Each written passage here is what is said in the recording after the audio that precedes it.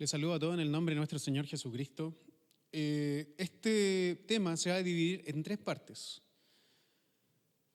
Los saduceos y fariseos, que los vamos a poner en partes separadas, y esenios y celotes.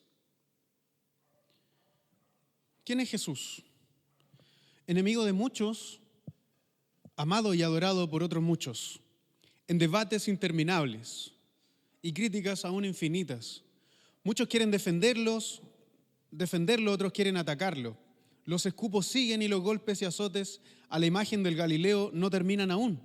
La negación de sus discípulos es tan actual, tan presente, así también como los errores de sus discípulos.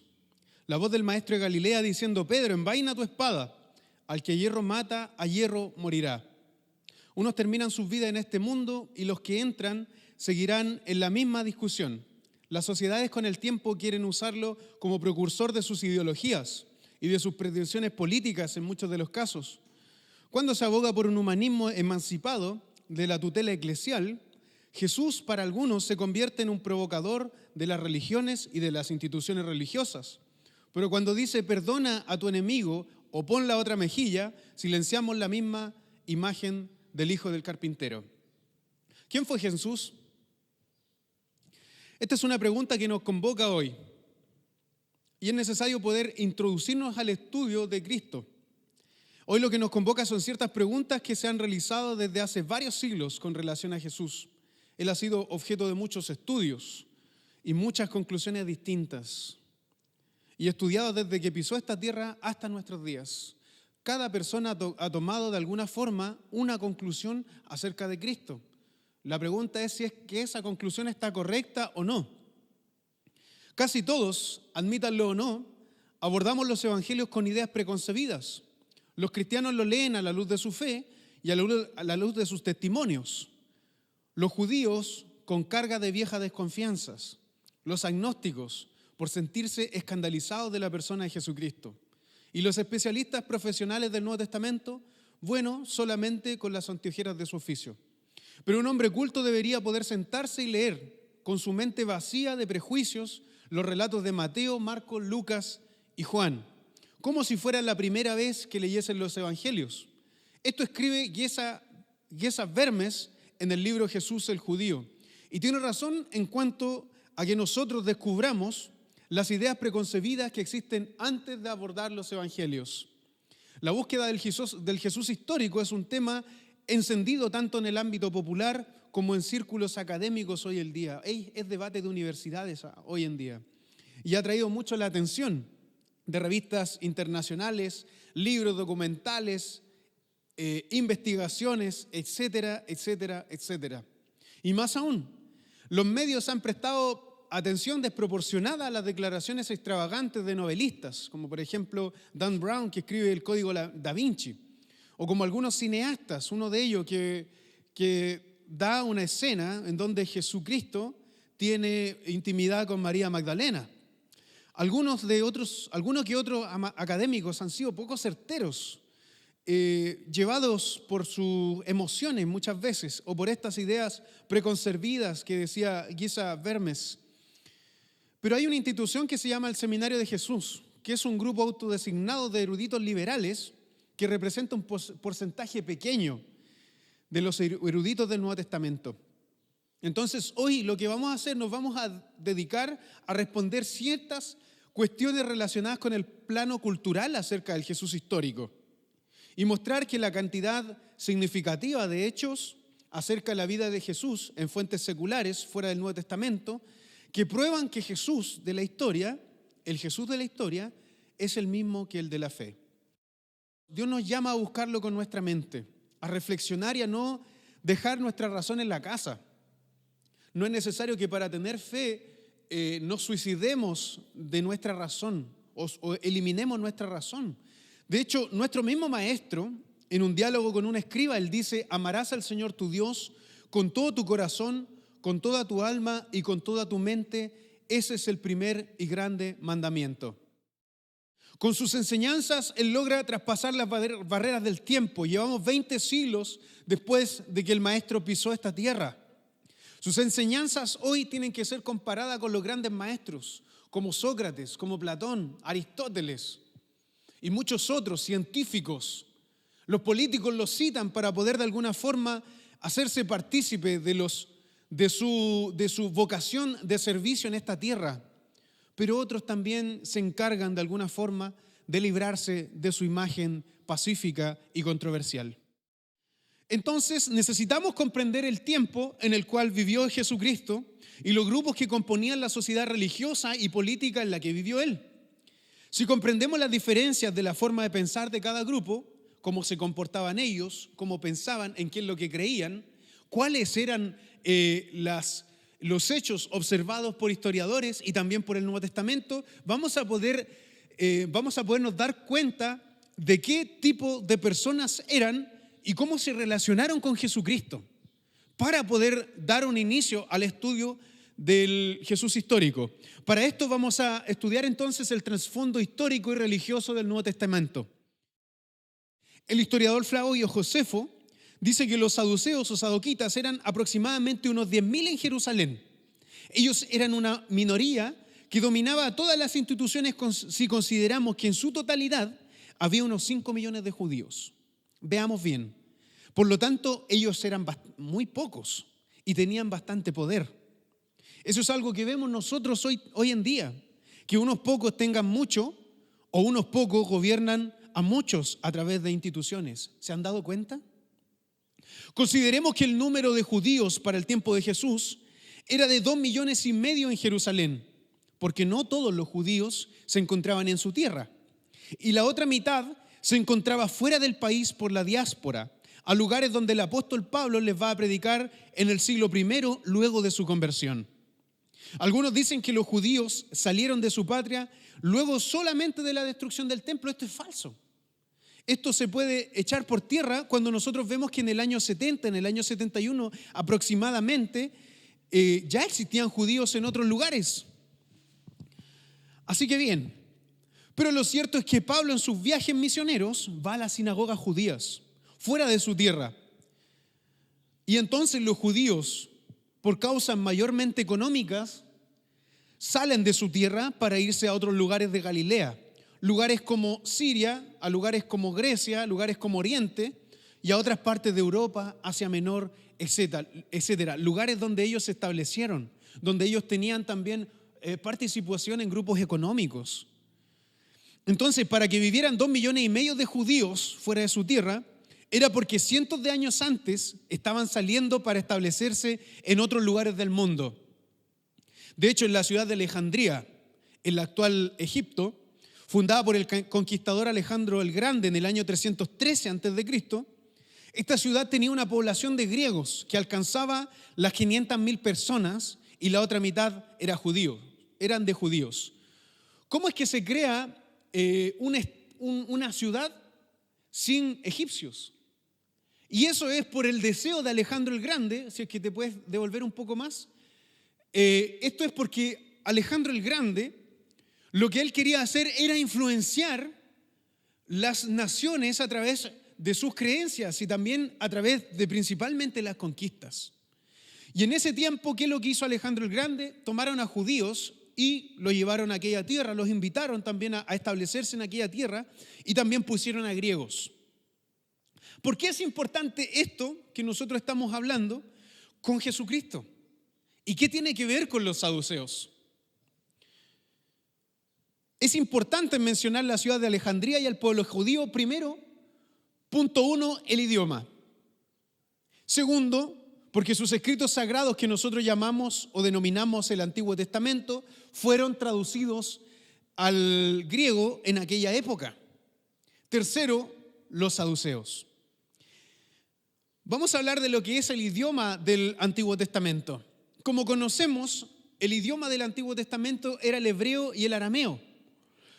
Pero miren, luego que Alejandro Magno muriera, su reino fue repartido entre sus principales sacerdotes por el general Seleuco, Ptolomeo, Antígono y Lisímaco. Estos 4 generales, de los cuales solamente nos vamos a enfocar en 2, que van a ser para nosotros los 2 generales principales, en Ptolomeo y sus sucesores, ¿quién es Ptolomeo quien toma Egipto? Vamos a avanzar una más. Y Seleuco quien se queda con la ciudad de Siria. Los judíos que viven en Egipto son muy importantes para nuestra historia, tanto para los judíos, la historia de los judíos a nivel general, y para nosotros, los cristianos, ya que ellos se establecieron en la ciudad de Alejandría y se dieron cuenta que en unas generaciones más ellos iban a perder su idioma. Si perdían su idioma y los demás judíos que iban a venir no iban a conocer, por ejemplo, el hebreo, no iban a poder leer las escrituras. Por lo tanto, si no leían sus escritoras, no iban a perder su identidad, sus tradiciones, sus fiestas y por ende, su identidad. La Biblia en ese tiempo solamente estaba traducida al idioma arameo y hebreo, por lo que se organizaron para traducir las escrituras al griego. Vamos avanzando. Así que en la ciudad de Alejandría, desde los escritos hebreos y arameos, nace la traducción Septuaginta o versión de los 70. Eso estuvo en la biblioteca de Alejandría. ¿Queda claro? Entonces, ¿cuál es la situación de los saduceos en tiempos de Jesús? El poder que tenían los saduceos, vamos a hacer un pequeño paréntesis para poder retroceder hasta el escrito del Antiguo Testamento.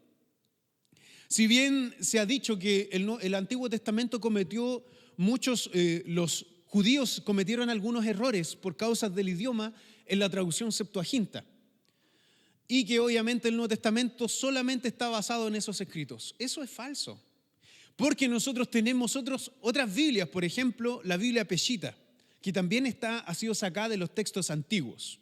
Y también existen judíos y traductores que creen en el Mesías, que creen en Jesús, pero le dicen Yeshua, el Mesías, y que ellos también han realizado revisiones y que también celebran a Jesucristo. O sea que un judío que se convierte a la fe del Mesías, de Yeshua, él no deja de ser judío. Para algunos, de hecho, y para nosotros, ellos son más judíos aún. Aunque muchos lo nieguen hoy, pero eso está en controversia. Hay muchos libros al respecto de lo que estoy diciendo. Entonces, ¿cuál era la situación de los saduceos en tiempo de Jesús? ¿Alguien que pueda en el público dar alguna aportación? ¿Cuál es la imagen de los saduceos?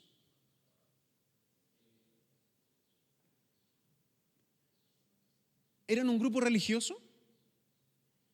¿Eran un grupo político? Estaban entre la política y la religión, como muchos otros grupos políticos hoy. Entonces, el poder que tenían los saduceos se mantenía con el tiempo.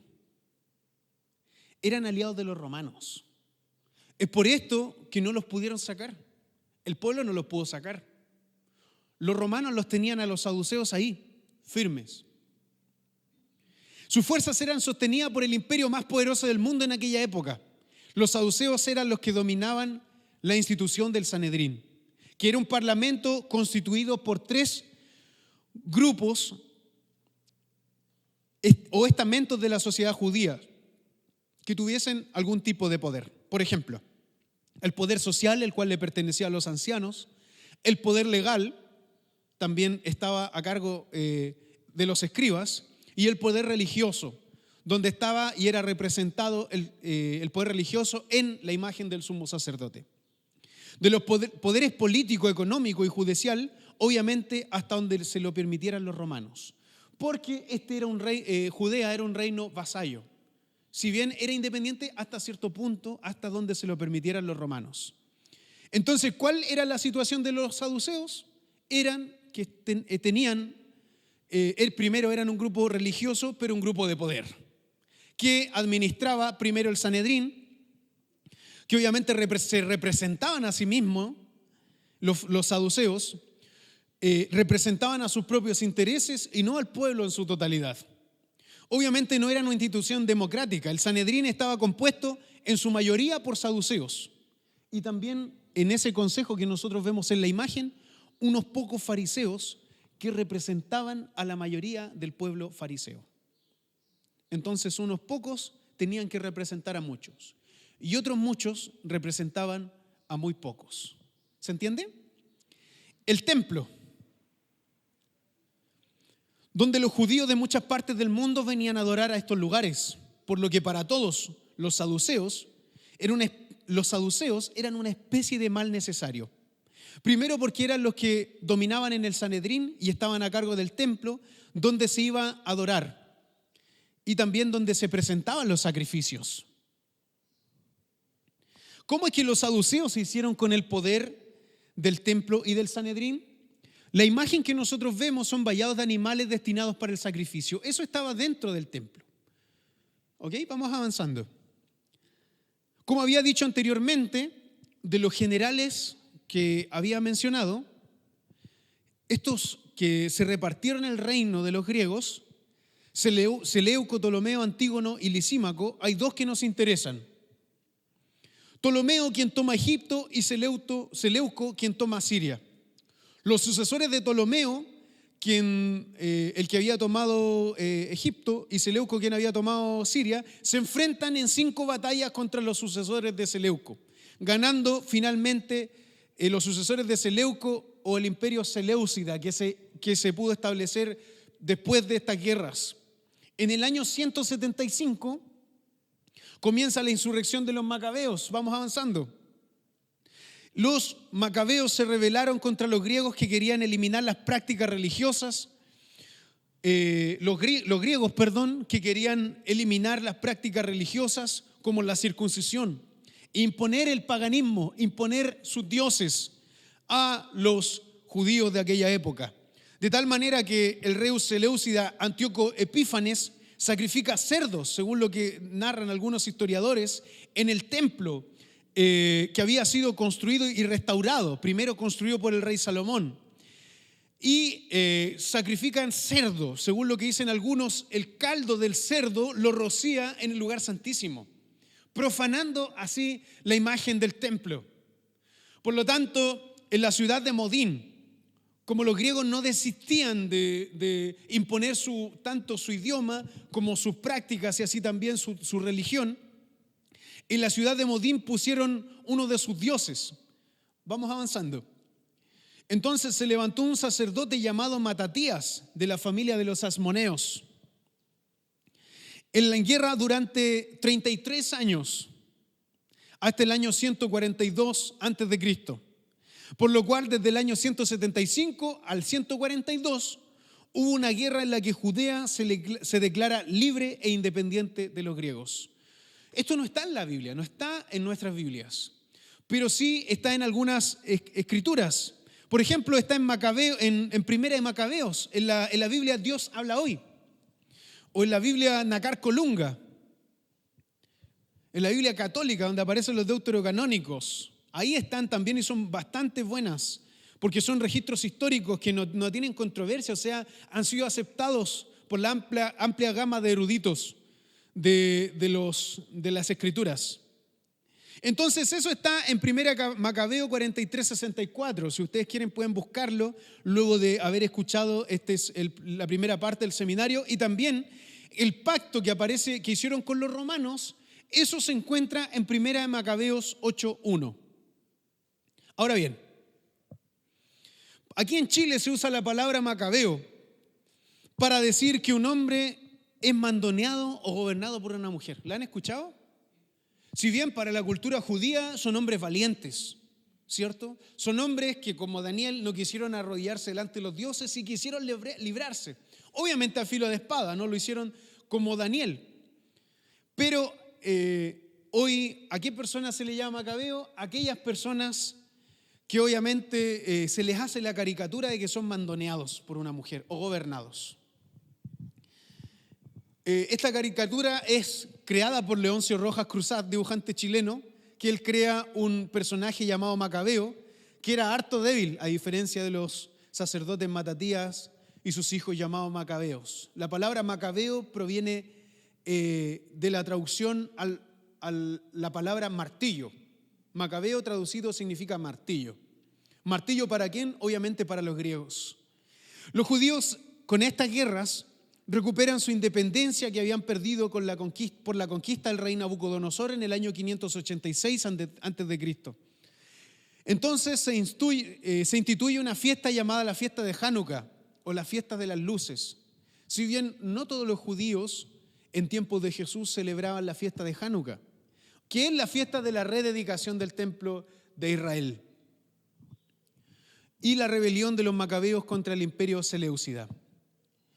Esto, amados hermanos, amigos, generó una gran controversia. El historiador Emil Schurer dice que una vez que los ammoneos crearon una dinastía política, ya no fue su afán el cumplimiento de la Torá o de la ley judía, sino la defensa y ampliación de su poder político. Sin embargo, Simón se cuidó de ofender la sensibilidad de los judíos de aquella época y escogió en lugar del rey el título de etnarca, es decir, caudillo del pueblo. Amados, etnarca es un término que se usó en la antigua Roma para referirse a aquellos gobernadores de los reinos vasallos que no llegaban a nivel de monarcas o reyes. O sea, eran reyes que estaban bajo la tutela de otros reyes que eran más poderosos. Cuando los macabeos entran a Jerusalén, victoriosos por haber sido liberados, entran a Jerusalén, los sacerdotes del templo que se encontraban en ese lugar le dijeron a los macabeos: es necesario que busquemos entre la genealogía de David a quién va a ser el futuro rey. Pero los macabeos, ¿qué es lo que hacen? Dicen: nosotros estuvimos más de 30 años peleando con los griegos, contra los griegos. Y ahora estos sacerdotes quieren poner al sucesor de David. ¿Dónde está el sucesor de David? Entonces dijeron: nosotros nos vamos a hacer con el poder. Entonces se crea un grupo sacerdotal político adictos al régimen romano y bajo la tutela del Imperio Romano, como lo había dicho anteriormente. Entonces nacen los saduceos. Citemos al historiador Flavio Josefo, que él señala: el partido saduceo sostiene que solo aquellas regulaciones que estaban escritas debían ser consideradas como válidas y que aquellas que han sido transmitidas por las anteriores generaciones no tienen que ser observadas. Respecto a estos asuntos, los partidos fariseos y saduceos tienen controversias y serias diferencias. Contando los saduceos con la confianza de los poderosos solamente, pero sin que lo siga el pueblo. Mientras que los fariseos cuentan con el apoyo de las masas. Por lo que se formó un grupo de sacerdotes adictos al régimen y aliados de los romanos. Antigüedades judías, capítulo 13, Dichos 10 en adelante. Los saduceos entonces, como dice nuevamente Flavio Josefo en su libro Antigüedades, él dice que era un grupo adicto al régimen, que ya no se preocupaban del ministerio de la piedad, por ejemplo. No se enfocaban en el estudio de la Torá, en el estudio de los primeros 5 libros de la Biblia. ¿Se acuerdan cuáles son? Génesis, Números, Levíticos, Deuteronomio, ¿cierto?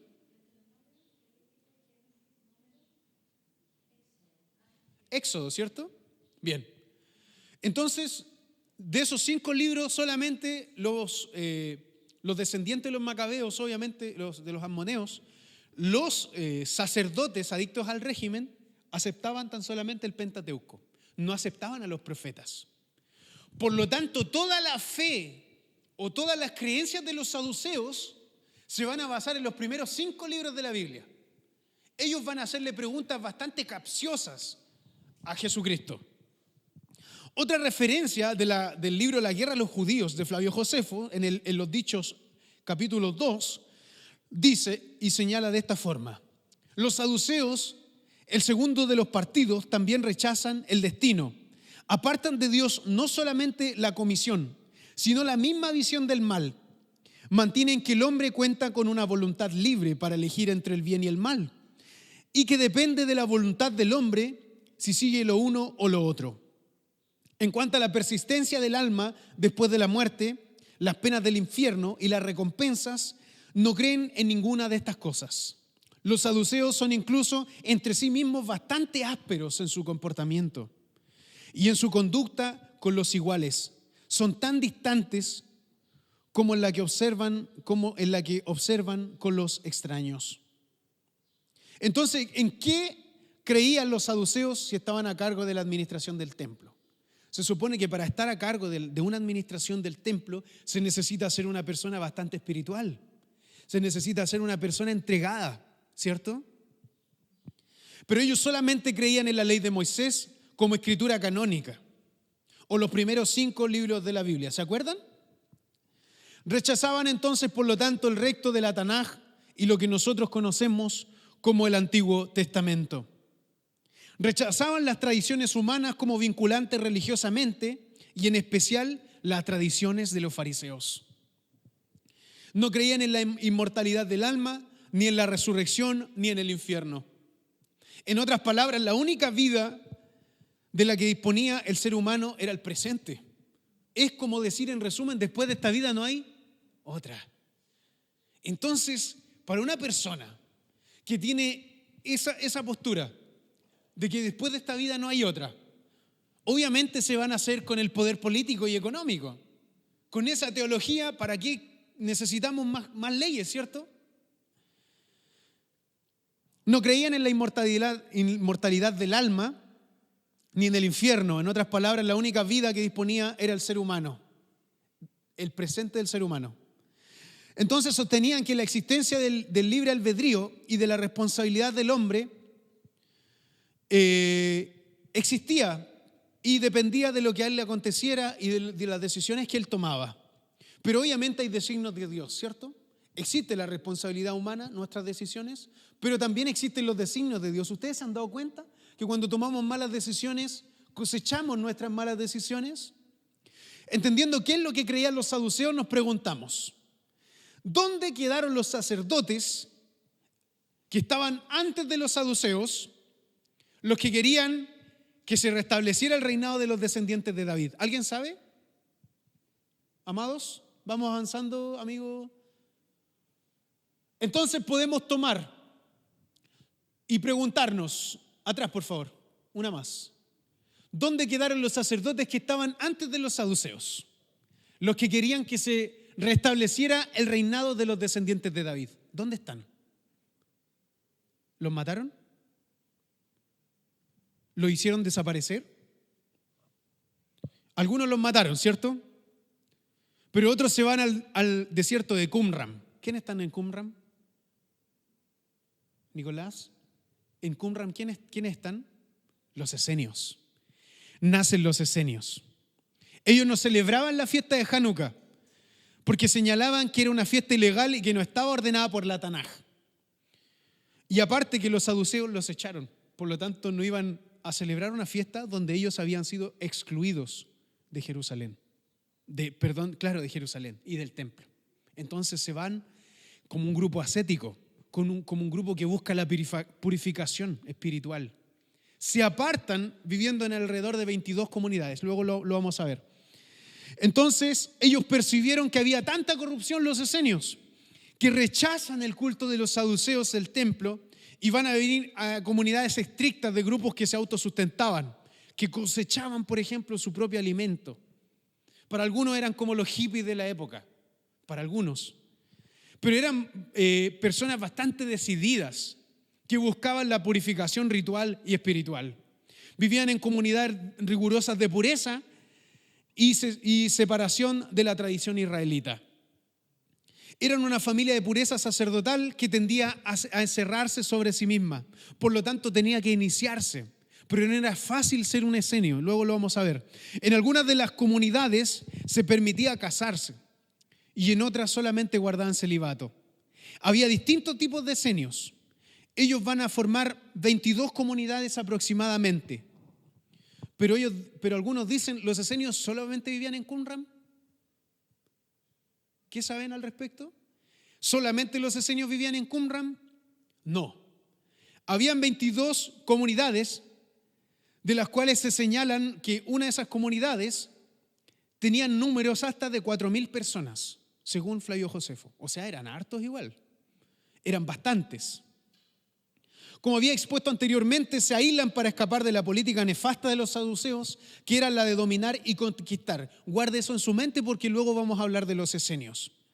Entonces, antes de entrar los fariseos, debemos resumir para que nos quede muy claro si teológicamente los saduceos decían que la Torá, Génesis, Éxodo, Números, Levítico y Deuteronomio, que nosotros le denominamos Pentateuco, se tenía que llevar a cabo de forma literal, que no se podía interpretar, entonces los saduceos pensaban que esta vida era la única, que no había resurrección.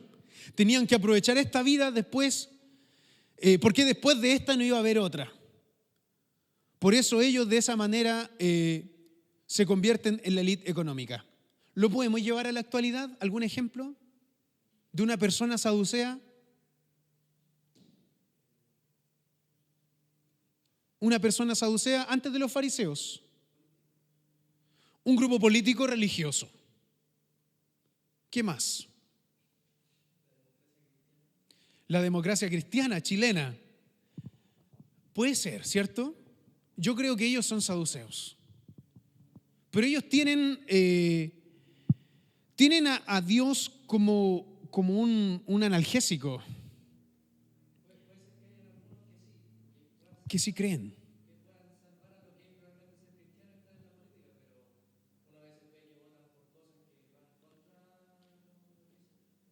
Exactamente, Nicolás. Entonces, podemos llevarlo a lo actual, como Nicolás dijo, que hay personas dentro de los partidos políticos que son cristianos y que quieren tomar buenas determinaciones. Pero si se hacen llamar democracia cristiana, es obviamente entendible de que sus principios son cristianos. Pero nosotros vemos aborto en democracia cristiana, según lo que ellos desean, ciertas posturas con respecto a la eutanasia, al aborto, al matrimonio igualitario, según cómo se les denomina de alguna forma, o la identidad de género, el feminismo o la ideología de género. Entonces hay un materialismo crudo en ellos, no en los fariseos, en los saduceos. Un materialismo crudo, dogmático, para quienes solo existe lo material y lo tangible.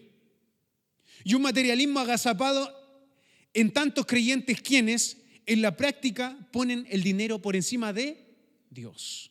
O ponen sus metas económicas, políticas, religiosas por encima de Dios. Entonces los creyentes saduceos en la actualidad son fieles a su materialismo. Toman ciertas partes de las escrituras y las demás solo son mitos, las desechan.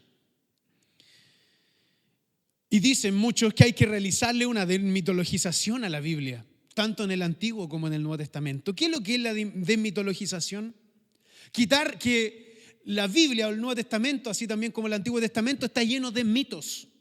Y que esos mitos tienen que sacarse de las escrituras. Mitos como los milagros, como ciertas posturas que muchos dicen que no fueron en sí milagros, sino que eso está en una interpretación de la transformación o la sanidad del alma en las personas. Que en el fondo, cuando se habla de Daniel en el Antiguo Testamento, mencionamos el Nuevo, pero en el Antiguo Testamento, cuando Daniel cae al foso de leones y la Biblia dice que viene un ángel y tapa las bocas de los leones, ¿cierto? Lo que algunos dicen, los que tienen esta perspectiva teológica, es que el hecho en sí no era cierto, sino que lo que es cierto era que Daniel se encontraba en problemas, o sea, se encontraba como en un foso de leones, como en situaciones difíciles, como él se encontraba como en un agujero, pero niegan el hecho real. ¿Se dan cuenta? Entonces hay que realizarle para ellos una desmitologización a la Biblia, como señala Rudolf Bultmann. Cuando estudiamos teología contemporánea, eso lo vimos. Reducen a Dios a la función de analgésico o aspirina. Dios solo les vale para acudir en el momento de apuro o la necesidad temporal y material. Ayuda para aprobar exámenes, para quitarnos algunas molestias físicas, psicológicas, para que prosperemos en nuestros negocios, para ganar una final o un mundial, para que nos libre de algún error que cometimos, para viajar sin accidentes, para prosperar económicamente, etcétera, etcétera, etcétera. Pero ¿qué es lo que dijo Cristo? Nadie puede servir a dos señores. O querrá a Dios o al dinero. ¿A quién servirá? ¿A Dios o al dinero? Existían muchos escribas en la mayoría de las distintas capas sociales y grupos religiosos. Los fariseos, los esenios y los saduceos. Ellos contaron con escribas. ¿Para qué servían los escribas? Ellos tenían relación con la corte del templo. Si nosotros leemos Esdras 7:6, no solamente tenían relación con la Torá o con la Tanaj o con el Tanaj, sino que también habían copistas expertos en cuestiones legales. Esto en referencia a los escribas. Ese grupo no lo hemos mencionado, los escribas, que pertenecían a distintos grupos sociales, religiosos, y también en algunos de los casos políticos también. Los cristianos o los judíos, porque el cristianismo como concepto nace después. Los romanos en Antioquía obviamente son llamados cristianos, le denominan al grupo judío cristianos. Pero al principio todos eran una secta judía. Y el problema ahí era entre el judaísmo, con sus distintos credos. ¿Ok? Y también tenían los escribas. Los escribas fueron fundamentales para poder transmitirse las escrituras a las que nosotros hoy denominamos Antiguo y Nuevo Testamento. ¿Por qué? Porque ellos eran los copistas especializados. Ellos eran los copistas especializados. En temas religiosos, ellos tenían también esa era su profesión. Vamos a dar un ejemplo. Nosotros sabemos de mecánica, algo de mecánica. Uno puede saber hasta cambiar un filtro de aceite, cambiar una ampolleta, pero cuando el vehículo tiene un problema mayor o tiene un problema más complejo, si lo llamo al plano actual, es necesario que un especialista lo revise. En ese tiempo el especialista era el escriba. Él se dedicaba a que la escritura fuese copiada igual, o sea, perfectamente. Tenía que estar concentrado. Vamos a partir por los fariseos. Aproximado al siglo III a.C. aparece la primera imagen de los dirigentes aceptados por el pueblo. Maestros que conocen las escrituras, son personas versadas, son personas que saben mucho de las escrituras, que se han dedicado bastante tiempo al estudio de la Torá. Entonces esos nacen como primeros dirigentes y que son aceptados por el pueblo. De tal manera que para los saduceos, en primera parte vienen a ser un dolor de cabeza para los saduceos. Los fariseos vienen a ser un dolor de cabeza para los saduceos, que eran sustentados obviamente los saduceos por los romanos y los fariseos no. Los fariseos creían que su movimiento nació en el periodo de la cautividad babilónica, cuando se destruye el templo del rey Salomón. Se destruye. Entonces, al momento de la destrucción, era necesario en el cautiverio que siguieran guardándose la ley, ¿cierto? Que se siguiera con la enseñanza de los profetas. Y es entonces como Esdras, quien había mencionado anteriormente, él, aparte de ser un escriba, tiene también una función profética. Después de que se destruyeron el templo y los judíos van a la cautividad, es necesario que ellos se comiencen a congregar. Entonces nace la primera figura del rabino fariseo, una persona apartada, que se dedicaba al estudio de las Sagradas Escrituras. ¿Por qué es importante? Porque los fariseos, cuando nacen, fueron una figura controversial, ya que el rabino enseñaba al pueblo una interpretación aceptada de la Torá, a diferencia de los saduceos que solamente comienzan a tener autoridad de interpretación aceptada por el pueblo. Los saduceos no tenían una interpretación, sino que ellos estudiaban la Biblia de forma literal, como lo vimos anteriormente.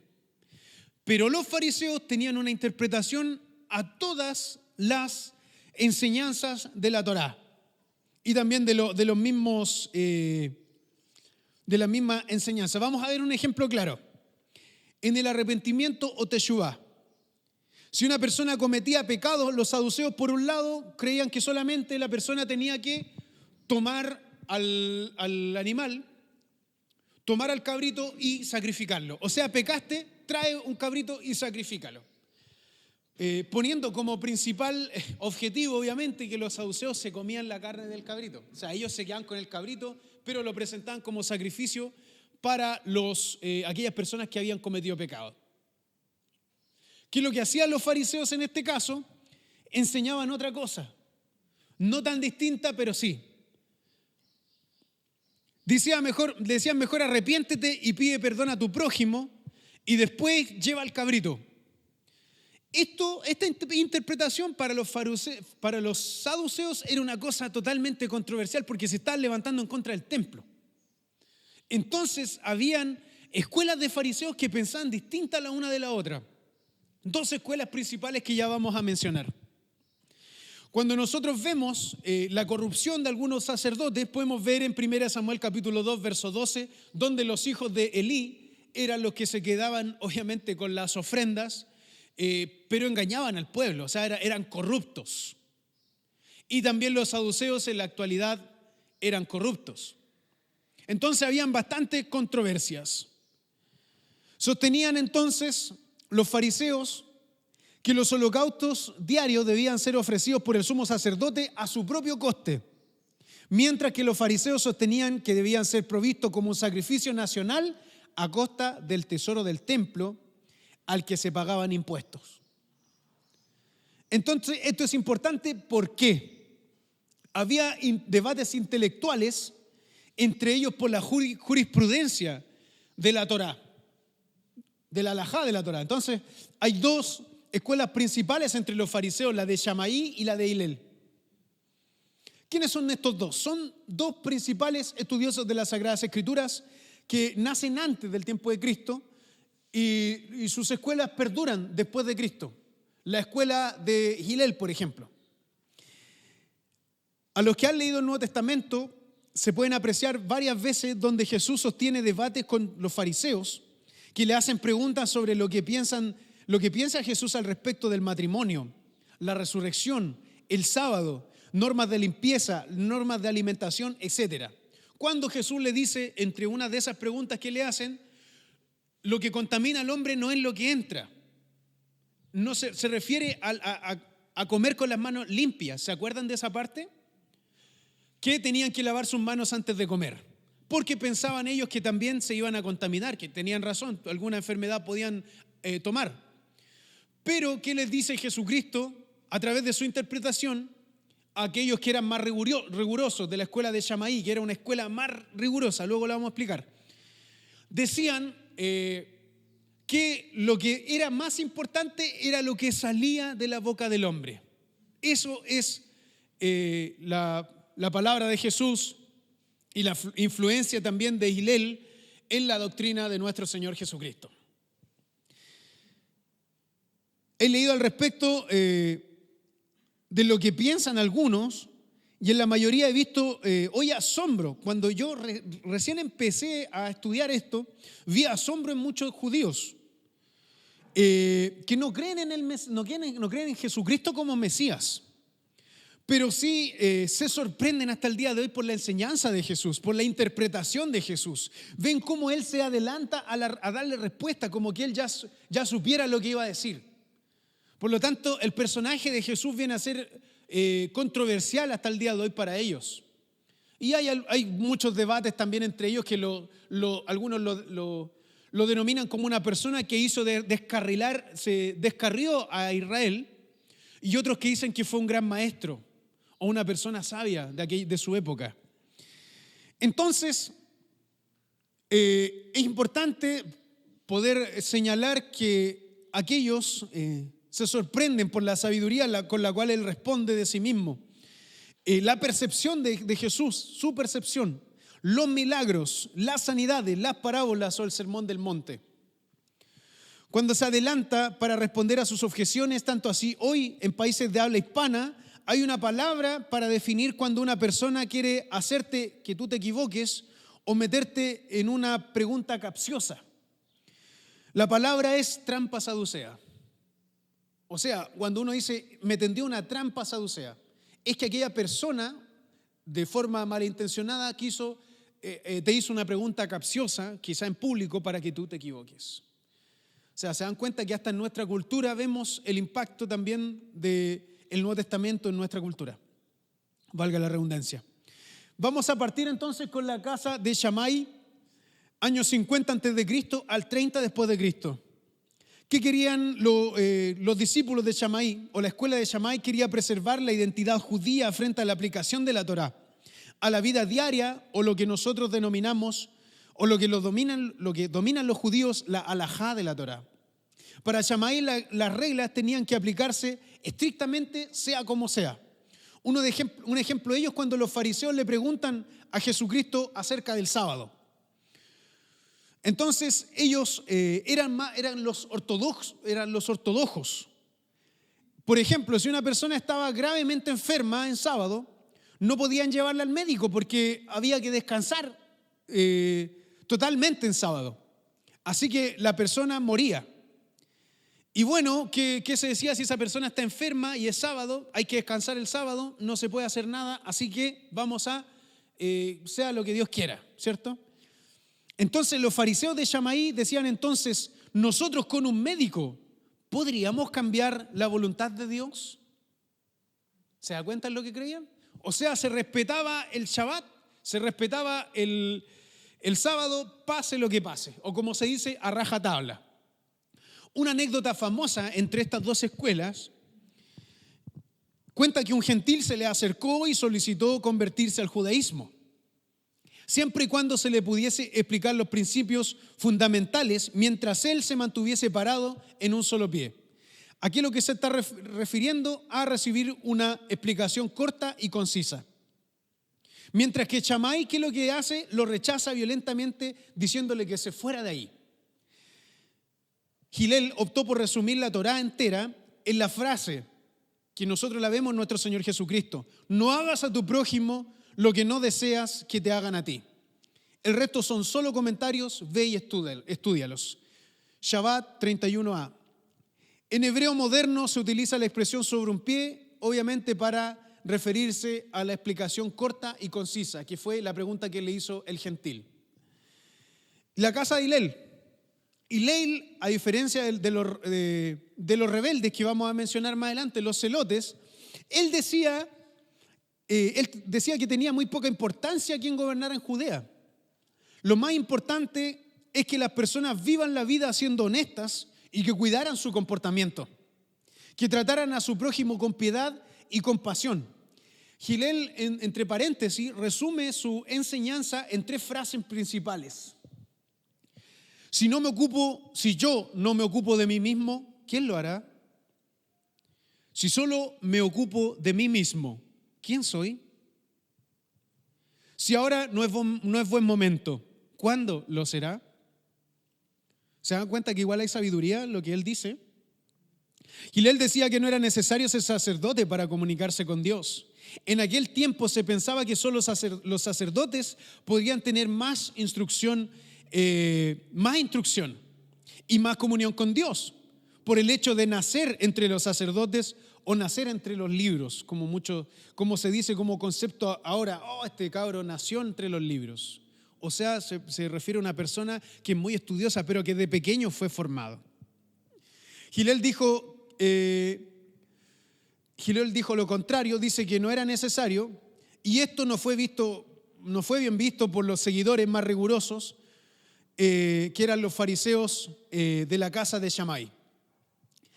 El judaísmo fariseo enseña que para el sacerdote tenía que nacer entre los libros, eso ya lo había explicado. Entonces, ¿quién es la conexión entre las grandes enseñanzas del judaísmo hacia los gentiles? Es Jesucristo.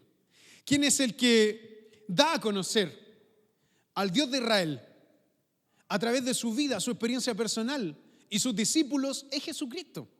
Jesucristo lo hace. Él se abre hacia los gentiles y llama a sus discípulos a que ellos fuesen a predicar el evangelio, pero que partieran por la casa, por la diáspora, por las sinagogas de aquellos que habían sido dispersos, y fueran los creyentes en Jesús, los judíos creyentes en Jesús, fuesen a distintos lugares del mundo a predicar el evangelio. Y también es lo que hace Pablo también. Entonces, hablar como lo hizo Jesucristo hacia los samaritanos, cuando el mismo Cristo fue rechazado por la comunidad samaritana por ir a adorar a Jerusalén. Es como lo que nosotros denominamos antisemitismo hacia Jesús. O sea, Jesús pudo haber recibido en la actualidad una persona que fue antisemita, que la quiso rechazar por haber él sido judío. ¿Dónde lo vemos nosotros? En Lucas 9, 51 al 56. Jesús, amados amigos, es quien quiebra esta disputa, al menos en los que creyeron en su mensaje. ¿Qué es lo que quería Jesús? Volver a la unión. ¿Cómo? Los judíos evitaban pasar por Samaria cuando se dirigían a Jerusalén. Aunque esta era la ruta más directa, esto se debía a que los judíos evitaban solamente el contacto con los samaritanos. Vamos a leer. Y aquí un intérprete de la ley se levantó y dijo para probarle: Maestro, ¿haciendo qué cosa heredaré la vida eterna? Él le dijo: ¿qué está escrito en la ley? Aquel respondiendo le dijo: amarás al Señor tu Dios con todo tu corazón, con toda tu alma, con todas tus fuerzas y con toda tu mente. Y a tu prójimo como a ti mismo. Y le dijo: bien has respondido, haz esto y vivirás. Y luego el versículo continúa. Pero él, el judío, queriendo justificarse a sí mismo, le pregunta a Jesús: ¿quién es mi prójimo? Respondiendo Jesús, dijo: un hombre descendía de Jerusalén a Jericó y cayó en manos de ladrones, los cuales le despojaron e hiriéndole se fueron y le dejaron medio muerto. Aconteció que descendió un sacerdote por aquel camino y viéndole pasó de largo. Asimismo un levita, llegando cerca del lugar y viéndole pasó de largo. Pero un samaritano que iba de camino vino cerca de él y viéndole fue movido a misericordia. Y acercándose vendó sus heridas y echándole aceite y vino, poniéndole en su cabalgadura, lo llevó al mesón y cuidó de él. Otro día al partir sacó 2 denarios y los dio al mesonero y le dijo: cuídalo, y todo lo que gastes de más yo te lo pagaré cuando regrese. Entonces, ¿quién de estos te parece que fue el prójimo que cayó en manos de los ladrones? ¿Qué es lo que responde la persona? Obviamente el que tuvo misericordia de él. Entonces Jesús le dice: ve tú y haz lo mismo. Jesús había sido rechazado por los samaritanos, pero sin embargo en su parábola toma a un samaritano para ponerlo enfrente del pensamiento de aquella época, del rechazo de aquella época. ¿Por qué? Porque los samaritanos decían que había que ir a adorar a otro monte que no era el templo donde adoraban los judíos. Hay una controversia también entre los samaritanos y los judíos. Eso obviamente si nos vamos a explicar vamos a extendernos mucho, pero es bueno que usted investigue acerca de los samaritanos. Entonces nacen las sinagogas. Los fariseos, ahora con una autoridad de interpretación, resaltaron de tal manera la experiencia de la pureza sacerdotal que quisieron convertir a cada casa judía en un templo y a cada comida en un sacrificio de alabanza a Dios. Querían que todos vivieran las normas de pureza conforme al Levítico. Comienza con un movimiento religioso de interpretación de la Torá, obviamente sin el templo, una interpretación libre de la Torá porque eran muchos maestros frente al poder del templo. Cada fariseo cuando se instalaba en una ciudad creaba su lugar de reunión que pasó a llamarse sinagoga. Así nacen las primeras sinagogas después de la destrucción del templo. Casa de asamblea o lugar de reuniones, lo que significa que hasta hoy es un lugar de oración, interpretación, diálogo también, así como en las iglesias. Estas son las primeras iglesias que nacen. Cuando Jesucristo va a predicar, va a sinagogas. Cuando los discípulos van a las ciudades distintas de Europa, Asia, a predicar, van a las sinagogas. El apóstol Pablo en sus viajes misioneros, ¿dónde va? A las sinagogas. ¿Ok? Ellos son a quienes se le ha revelado a nuestro Señor Jesucristo al principio, y obviamente los gentiles son los que aceptan a Jesucristo como su Señor y como su Salvador y como su Redentor. Entonces, ¿en qué creían los fariseos? Josefo escribe a un público romano las antigüedades de los judíos, los libros de las antigüedades de los judíos, y también su vida y guerras de los judíos, porque es bastante elogioso hacia los fariseos. Se contrasta bastante con la visión de los evangelios sinópticos a la visión de Flavio Josefo hacia los fariseos. ¿Por qué será? Obviamente porque él siguió siendo judío hasta el fin de sus días. ¿En qué creían entonces los fariseos? Creían que vendría un Mesías a salvarles de la corrupción y de la opresión romana. O sea, venía un Mesías libertador. ¿Quiénes también creían esto? Los celotes. Los saduceos obviamente no les convenía porque estaban calentitos al lado del poder, ¿cierto? Punto 2, creían que el Mesías iba a restablecer la paz universal cumpliendo con las Escrituras. 3, creían en la libertad humana y ciertamente el destino influía en los hombres, pero estos no eran juguetes en sus manos. O sea, el hombre tomaba sus propias decisiones y a fin de cuentas cada humano podía decir o hacer lo que iba a hacer con su vida. Punto 4, creían en la inmortalidad del alma. No todo acaba con la muerte, sino que por el contrario, las almas siguen viviendo. O sea, creían en la inmortalidad del alma. Nuestra fe cristiana es semejante a la de los fariseos. ¿Es algo controversial lo que estoy diciendo? Porque ellos creían en la inmortalidad del alma, creían también en la resurrección. Y los judíos actualmente creen en la inmortalidad del alma y creen en la resurrección. Si bien hay otros que no creen, tienen una visión más materialista en su teología, como también en la teología protestante, nosotros los vemos a través de Rudolf Bultmann, entre algunos otros, pero vemos que no niegan el espíritu, no niegan lo espiritual, creen en los milagros. Creían en un castigo y en una recompensa eterna. Las almas de los malos eran confinadas en el infierno o Gehenna para recibir un castigo eterno, mientras que los buenos eran premiados. ¿En qué creían también? Como había mencionado anteriormente, en la resurrección. Las almas de los buenos recibían un cuerpo como premio. No se trataba de una serie de cuerpos humanos mortales, como sucede con muchas diversas visiones acerca de la reencarnación. Que hay personas que creen en la reencarnación de otras religiones y que creen que el cuerpo sigue su ciclo eterno, ¿cierto? A diferencia es que el cuerpo es un cuerpo eterno, el cuerpo en el cual creían los fariseos. Creen en la obligación de obedecer a su tradición interpretativa. Esto es la ley oral. Y esta iba referida a obligaciones religiosas como oraciones, ritos de adoración, diezmos, etcétera, etcétera, etcétera. Los judíos creen en el diezmo. Los cristianos creen tanto en el 1% como en el 10%. Así también como hay cristianos en muchos de los países donde el cristianismo está siendo perseguido que creen en el 100% de los bienes, darlo todo. ¿Cómo le dice Jesús al rico? Cuando el rico lo quiso seguir, ¿qué le dijo? ¿Quieres ser perfecto? Ve y da todo lo que tienes. ¿A quién? A los pobres. Entonces ve y sígueme. Para algunos esto es esenio, porque los esenios dan el 100%. Pero los judíos fariseos daban el 10% de todo.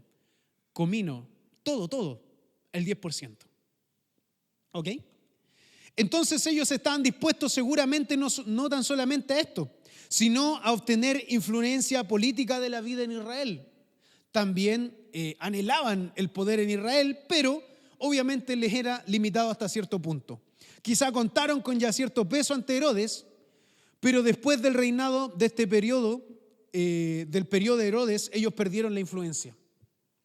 Si nos damos cuenta, lo que creemos nosotros como cristianos no es lo mismo que los fariseos, pero es semejante. Hay puntos que se asemejan bastante en nuestra fe a la confesión de fe de los fariseos. Los fariseos no despertaban el interés de los saduceos o los romanos por destruirlos, sino cuando alguien se autoproclamaba o alguien lo autoproclamaban el Mesías. Cuando alguien lo proclamaban el Mesías, ¿qué es lo que hacían los saduceos? Vamos por ellos, porque ellos estaban en el poder. Por lo tanto, el Mesías venía a ser Dios en la tierra, entonces el libertador que iba a liberarlos de la opresión romana. Entonces, ¿qué querían los saduceos? Obviamente quedarse en el poder, pero los fariseos esperaban al Mesías. Ahora bien, Livingstone escribe Did the Spirit withdraw from Israel? La pregunta es, y el libro que él escribe es, ¿se retiró el espíritu de Israel? Una evaluación de los primeros datos judíos. Amados, cuando Cristo estaba en la tierra, habían habido falsos mesías.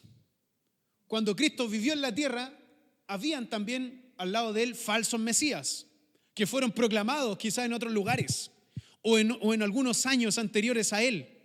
Después de que Jesucristo murió, y según lo que creen y creemos los cristianos, es que Él murió, resucitó y ascendió al cielo.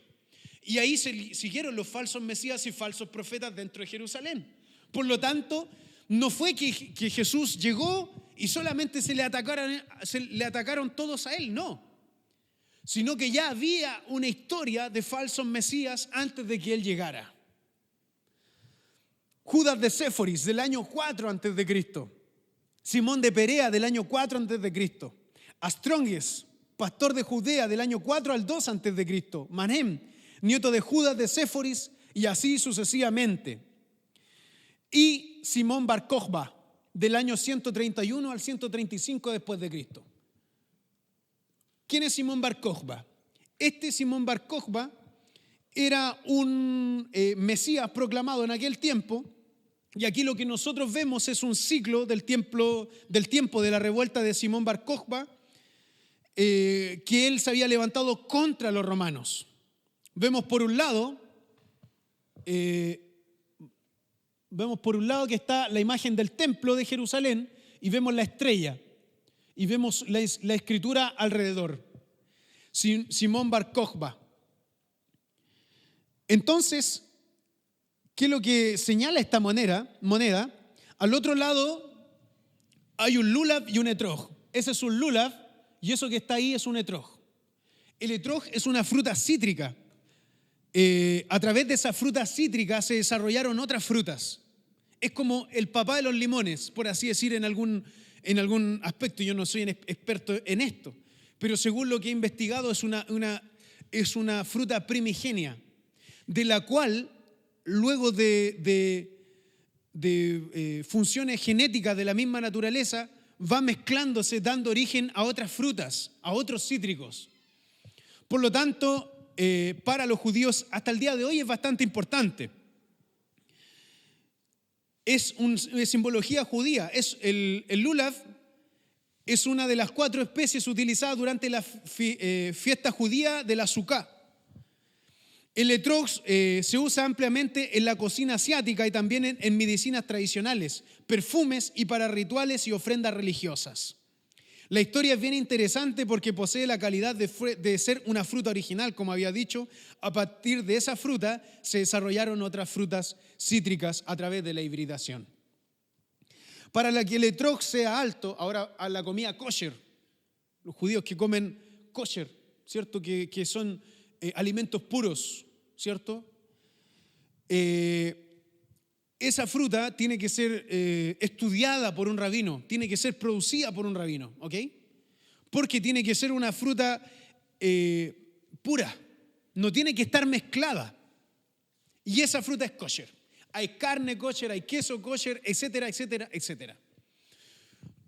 Los antiguos fariseos, después de la diáspora, obviamente, después de la destrucción del templo en el año 71, nosotros vemos que ellos siguen con sus prácticas que son aún más rigurosas, como la de Shammai. Y nosotros, ¿dónde lo vemos? En los judíos ortodoxos. ¿Lo ha visto usted? Y hay cosas bastante íntimas también en la cual tienen su rigor. Es necesario que usted en su casa pueda investigar al respecto. Entonces también donde dice, ahí en la moneda dice, por la libertad de Jerusalén, en la escritura alrededor. Este era otro Mesías que nació en el 135 y después que murió, fueron dispersos todos. Luego vamos a entender el porqué.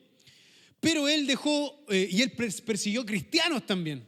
Bar Kokhba persiguió a los judíos que celebraban a Jesucristo, al Mesías. También los persiguieron y los echaron de Jerusalén. Y él, Simón Bar Kokhba, dijo que él iba y deseaba reconstruir el templo. Entonces lo proclamaron como Mesías aún después de Cristo. ¿Ok? Entonces, ¿Jesucristo estuvo solo así como Mesías o habían otros que también querían ser Mesías? Obviamente había otros y que eran rabinos, eran estudiosos de la ley. Ok. Habían también falsos profetas, entre algunos de ellos mencionan a Juan el Bautista. Este no es un falso profeta, pero sí parte del movimiento profético dentro del judaísmo del primer siglo. También estaba el samaritano del año 26 al 36 en la era cristiana. Teudas, eso AD es año domine, año del Señor. Teudas del año 45 en la era cristiana en adelante. Flavio Josefo en Antigüedad de los Judíos aparece en el capítulo 20, 97 al 98 y en Hechos capítulo 5, 36. El judío egipcio también, el impostor anónimo, etcétera, etcétera, etcétera. ¿Por qué es importante saber estos puntos? Por lo que yo había explicado, porque cuando llega Jesucristo a la nación, estaba bien encendida, por hermano. Estaba bien encendida la nación. Había persecuciones que ya habían llevado a cabo los saduceos. Los saduceos ya habían perseguido Mesías antes de Jesucristo. Por lo cierto es que cuando fueron eliminados esos Mesías, estos no prevalecieron, no continuaron con su insurrección. Y podemos observarlo ¿dónde? En el libro de los Hechos de los Apóstoles, capítulo 5, verso 34 en adelante. Y dice así: pero cierto fariseo llamado Gamaliel, maestro de la ley, respetado por todo el pueblo, se levantó en el concilio y ordenó que sacaran fuera a los hombres por un momento. Y les dijo: varones de Israel, tened cuidado con lo que vais a hacer con estos hombres, porque hace algún tiempo Teudas se levantó pretendiendo ser alguien, y un grupo como de 400 hombres se unió a él, y él fue muerto, y todos los que le seguían fueron dispersos y reducidos a nada. Después de él se levantó Judas de Galilea, en los días del censo, en los días de Herodes padre, y llevó a mucha gente tras de sí. Él también pereció, y todos los que lo seguían fueron dispersados. Por tanto, en este caso os digo, no tengáis nada que ver con estos hombres y dejadlos en paz, porque si este plan de acción es de los hombres, entonces perecerá. Pongan mucha atención. Pero si es de Dios, no podréis destruirlos, no sea que os halléis luchando contra Dios. Y ellos aceptaron el consejo. ¿A quién estaba defendiendo? ¿Ante quién? Primero, ante las autoridades judías. ¿Quiénes eran los que estaban ahí presos? Eran los apóstoles. Entonces intercedió ¿por quién? Por los apóstoles. Llevamos más de 20 siglos y todavía no hemos sido destruidos. Eso lo dejo para la mente de aquel que tenga reflexión en este aspecto. Teudas era un hombre común en la época. Sin duda alguna fue otro líder de los celotes, movimiento entre los judíos dedicados a salvaguardar la pureza de la ley y la defensa del nacionalismo judío. Josefo también menciona a Judas de Galilea y así también otros que también se levantaron. Hoy llamar a alguien fariseo es ofenderlo. ¿Han escuchado esta ofensa a alguien? Fariseo, fariseísmo. Se ve mucho en la política cuando los políticos hablan y ven fariseísmo.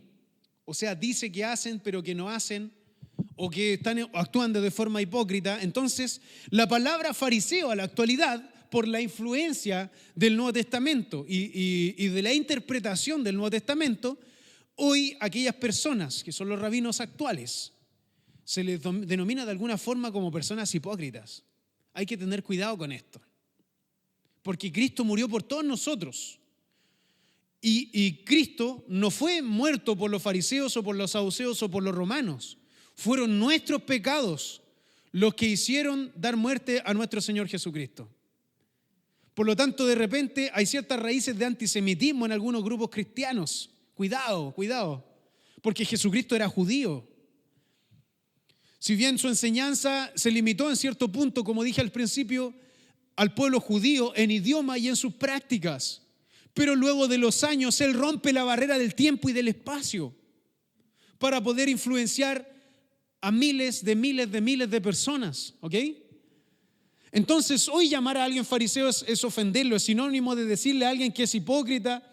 La importancia entonces de los fariseos le concedía la tradición oral, y es por eso que donde algunos de ellos eran bastante rigurosos, como decía la escuela de Shammai, o a las costumbres humanas heredadas por los antepasados, que se oponían al mismo nivel que la Torá. Ellos ponían las palabras de hombres al mismo nivel de la Torá, y eso es peligroso. Entonces, este gusto por las costumbres y doctrinas humanas fue tanto hasta el punto de contradecir con ellas la ley de Dios que decían respetar. Hoy hay grupos cristianos que también hacen lo mismo. No se mezclan con otros. Son los puros, los que no se contaminan. O son medio esenios, o son medio fariseos del grupo de Shammai. No se quieren mezclar, están ahí, son solamente ellos los puros, son solamente ellos los santos. Solamente la fe de ellos es la que vale. ¿La ha visto usted eso? ¿Se puede llevar eso a la actualidad? Entonces los fariseos siguen la guía de aquella enseñanza que ha sido transmitida como buena, dando la mayor importancia a la observancia de aquellos mandamientos. Según lo que dice la antigüedad de los judíos, este es el gran tributo que los habitantes de las ciudades, al practicar el más alto ideal en su manera de vivir como en su discurso, rinden a la excelencia de los fariseos. Cuando Flavio Josefo habla de los fariseos, él lo habla de una forma buena, pero nosotros lo vemos en el Antiguo Testamento no de una forma tan buena. Entonces, según lo que dice el Talmud, que habla de que había clases distintas de fariseos, de las cuales solamente 2 eran buenas, mientras que las otras 5 estaban constituidas por hipócritas. Entre ellos estaban los fariseos que se ponen los mandamientos a la espalda, Berajot 14b, algo que recuerda la acusación de Jesús, que echaban cargas en las espaldas de la gente sin moverlas ellos con un dedo. ¿Dónde está esto en el Evangelio según San Mateo? ¿Ok? Entonces, en fin, los fariseos que presenta el Nuevo Testamento son observados de otra manera, no son observados de buena manera por los evangelistas. Cuando nosotros leemos, por ejemplo, Mateo, Marcos, Lucas, Juan, nos vemos una buena imagen de los fariseos, pero es que tampoco está definida a cuál escuela se refería, si era a la de Hillel o a la de Shammai. Habían unos que eran ortodoxos, pero habían otros que eran más flexibles, ¿cierto? Jesús, por ejemplo, en el matrimonio, le dice a una persona que el caso de divorcio, cuando las mujeres pueden divorciarse, solamente en caso de fornicación. Pero no podían dar carta de divorcio porque aquella persona cocinaba mal o no cumplía con ciertos parámetros de aquel hombre. Entonces el divorcio, en el aspecto del divorcio, Jesús es muy riguroso. Ahora bien, los fariseos entonces en el Nuevo Testamento no son observados de buena manera por los evangelistas. Mateo, Marcos, Lucas y Juan, ni Pablo en las epístolas pueden señalar algunos de ellos que tengan o que fueran de grandes virtudes. Pero sí podemos ver que primeros que se fueron a convertir eran judíos. Y de ellos también habían fariseos, amados. De hecho, cuando llega Pablo con los gentiles para poder conversar en el primer concilio de Jerusalén, ¿han visto eso en la Biblia? En el primer concilio de Jerusalén. Sucede que Pablo llega a Judea, obviamente, y conversa con los discípulos. Y les pregunta que si es que pueden entrar los griegos o los paganos dentro de la salvación de los que creen en Jesucristo. Y obviamente ahí habían grupos rigurosos que son también principales grupos fariseos, que son de las personas principales fariseas. Ahora, lo que dice la Biblia es que finalmente los grupos griegos entraron. Y hoy todos los que eran paganos son llamados cristianos. Después de que los judíos, después de que hubo una separación entre el judaísmo y el cristianismo, eso lo vamos a ver en otra oportunidad, nosotros vemos que las prácticas vienen a ser casi las mismas. ¿Ok? Entonces, según lo que menciona en el Nuevo Testamento, se muestran celosos de la ley, los fariseos. Hechos 15:5. Se muestran celosos de las tradiciones humanas. Marcos capítulo 7, verso 5. Se muestran incrédulos. Mateo 9, verso 34. Se encuentran rígidos en el ayuno, crueles en la persecución. Hechos 9, 1, 2. Rígido en el ayuno, 5:33. Lucas, Evangelio según San Lucas, capítulo 5, verso 33. Se muestran como opresores en Mateo 23, 23. Se creían justos, Lucas 16, 15, lo mismo que dice el Talmud. ¿Qué más? Y así sucesivamente. Entonces, ¿existirán los fariseos en la actualidad? ¿Existen los fariseos en la actualidad? Grupos rigurosos, grupos que obviamente se percibían a sí mismos como santos, que a los demás los trataban, luego vamos a ver que el pueblo de la tierra, a las personas, las trataban como Hamharetz. En tiempos de Jesús, la mayor parte de la población de Israel no pertenecía a ninguno de los grupos religiosos, ni a los saduceos, ni a los fariseos, ni a los esenios, ni a los celotes. Eran personas que creían en la Torá y que buscaban la forma de poder llegar hacia Dios, ¿cierto? Entonces, si bien hay personas, si nosotros lo traemos a la actualidad, hay personas que se enfocan demasiado en los ejercicios espirituales, se separan mucho buscando la pureza ritual, buscando, por ejemplo, a través del ayuno. Estas cosas no están mal en sí, no es malo ayunar, no es malo orar a Dios, encerrarse en oración. Lo malo es cuando tú te escapas del mundo, cuando tú no quieres participar del mundo, porque vivimos en la tierra. Y Jesús comía con gente, siendo él puro, comía con gente pagana, comía con los publicanos, con los que bebían, con las prostitutas, ¿cierto? Que señala el Nuevo Testamento. De hecho, sus discípulos, como por ejemplo Simón el Celote, quizá muchos religiosos de aquella época rechazaban a los celotes por su postura, pero Jesús tenía entre sus filas a uno de los celotes. Si bien una persona celote que había sido transformado por el Evangelio de Jesucristo y por el poder de Dios, ¿ok? Entonces, ¿qué pensamos al respecto? Hay grupos que son peligrosos hoy en día, sobre todo para las personas que psicológicamente son vulnerables a la manipulación. Grupos de jóvenes que, por ejemplo, no tienen mucha comunicación con sus padres, donde ven un nicho en aquellos jóvenes que han sido abandonados, que han sido quizá pasado por situaciones distintas. Ven que son personas vulnerables y van hacia ellos. Ellos tienen un sexto sentido para poder captar a ese tipo de personas. ¿Ok? Entre los grupos evangélicos también, entre los grupos cristianos nacieron sectas como los mormones, como los testigos. ¿Ok? Y ellos tienen interpretaciones distintas.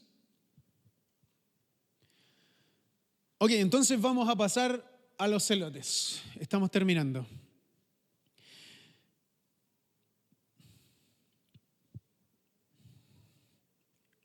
Tengo un libro acá que es acerca del terrorismo, es de la escritora Ana Prieto. Quisiera leer esto para ustedes. 3 grupos históricos son considerados como antecesores del terrorismo contemporáneo: los celotes o sicari del periodo clásico, los Assassins de la Baja Edad Media y los Tugue, que duraron cerca de 600 años. Ellos tenían, estos 3 grupos que he mencionado, pertenecen a distintas religiones. Unos son musulmanes, otros son judíos y los otros son budistas. Ahora bien, lo importante aquí del grupo que nosotros nos vamos a enfocar es que el grupo de los celotes era un grupo nacionalista, ultranacionalista, que quería, si es posible, ir a una guerra directa contra los saduceos y sobre todo contra los romanos. Además, eliminar todo rastro de la cultura helenística. El componente mesiánico es bastante fuerte entre los celotes. Los celotes llevaban una especie de guerra santa contra los romanos. Ellos se ponían en las multitudes y mientras estaban entre las multitudes veían a un romano, iban por detrás, ¿cierto? Lo apuñalaban con la sica. Luego nosotros vamos a ver, porque de ahí nace la palabra sicario, que es el nombre que le dan los romanos a los celotes. De ahí nace la palabra sicaris, del latín, sicario o asesino.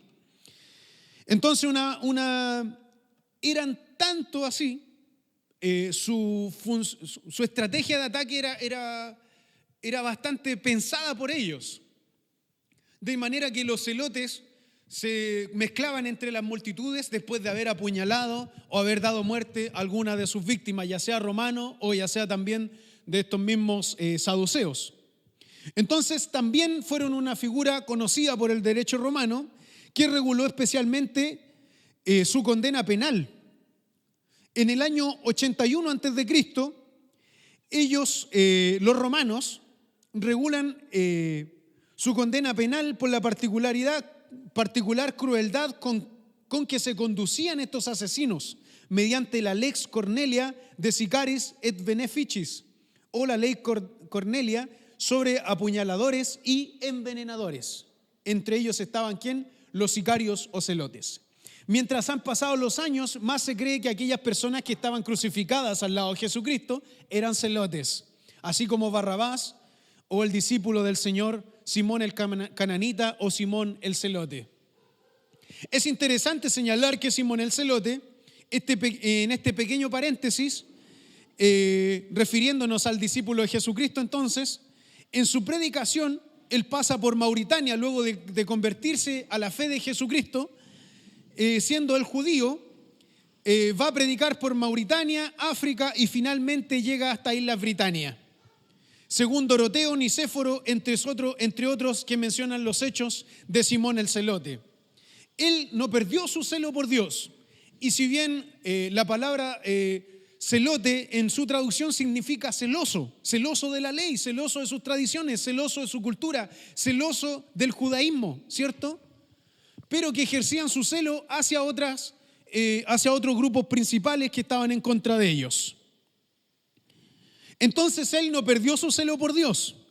Ese celo fue transformado por una fe, por un credo, por poner la otra mejilla, por dejar la sica, botar la sica y tomar obviamente la espada, que es el evangelio. Pero nosotros podemos ver esas actitudes también en el apóstol Pedro, que también él tenía una espada. Ahora, Jesucristo ha sido malinterpretado en sus escritos, y esto lo vamos a ver en las siguientes clases. Ha sido malinterpretado en sus escritos cuando él dijo: vended vuestra capa y comprad una espada. ¿Ha visto eso? ¿Por qué dice eso? Porque obviamente la espada, que no iba a servir para pelear, iba a servir, y era la enseñanza de que iban a venir momentos difíciles. Jesús le advertía a sus discípulos que iban a venir momentos difíciles y que ellos se tenían que preparar porque obviamente una espada en ese tiempo significaba una fuente de poder alimentarse. ¿Ok? Pero no necesitaba a Cristo que pelearan por él, ni que los cristianos se pusieran a pelear contra los grupos saduceos, fariseos, etcétera, etcétera. Entonces es bueno subrayar que el movimiento celote comenzó a denominarse como tal temprano al gobierno de Antonio Félix. Eso es en los años 52 en adelante, periodo en el cual ya estaban escribiendo algunos de los evangelios. Los celotes entonces tenían como modelo principal, como imagen a seguir, a Finés, un nieto de Aarón que no había dudado y que había sido llevado por el celo por Dios en traspasar con una lanza a un israelita y a su pareja pagana mientras se encontraban fornicando. Eso está en la Biblia, en el Pentateuco, libro de Números 25, 7 al 13, donde vemos esta imagen de quien los celotes toman su enseñanza. Entonces, cuando el vino alcanzó la ciudad de Jerusalén, luego de años, dobló cada esfuerzo y tomó la determinación de asegurar la paz en la tierra, exterminando la mayor parte de los sicarios o de los celotes. Eso está escrito en Antigüedades Judías de Flavio Josefo. Ahora vamos a hacer un resumen. Hemos visto todos los grupos. Tenemos saduceos contra fariseos. Los saduceos apoyados por los romanos y otros apoyados por el pueblo hasta cierto punto. Los esenios que se van a las cuevas a vivir conforme a sus normas y viven también en Jerusalén, pero que no se mezclan con la comunidad. Los celotes que matan romanos y matan saduceos, y los que creen en Jesús y están creciendo como discípulos. Entonces viene Jesús a la tierra.